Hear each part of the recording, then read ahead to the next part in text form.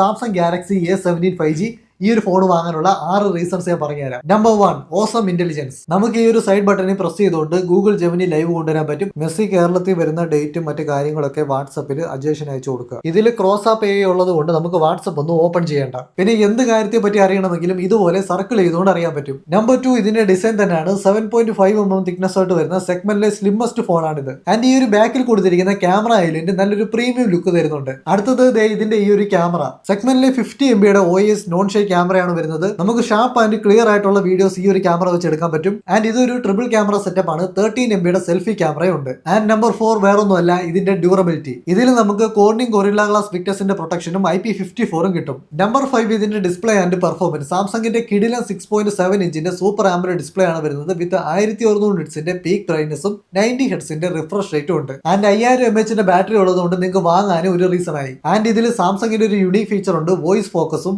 On device voice മെയിലും ഉണ്ട്. And number 6, reliability. 6th generation of OS അപ്ഗ്രേഡും 6 years of security അപ്ഡേറ്റ്സും നിങ്ങൾക്ക് ഈ ഒരു ഫോണിൽ കിട്ടും. ആൻഡ് Android 15 ആയിട്ട് വരുന്ന One UI 7ന്റെ ഫീച്ചേഴ്സ് നിങ്ങൾക്ക് ഈ ഒരു ഫോണിൽ എക്സ്പീരിയൻസ് ചെയ്യാം. ആൻഡ് ഈ ഒരു ഫോൺ നിങ്ങൾക്ക് 17,999 രൂപയ്ക്ക് അല്ലെങ്കിൽ നോ കോസ്റ്റ് EMI വാങ്ങാൻ പറ്റും.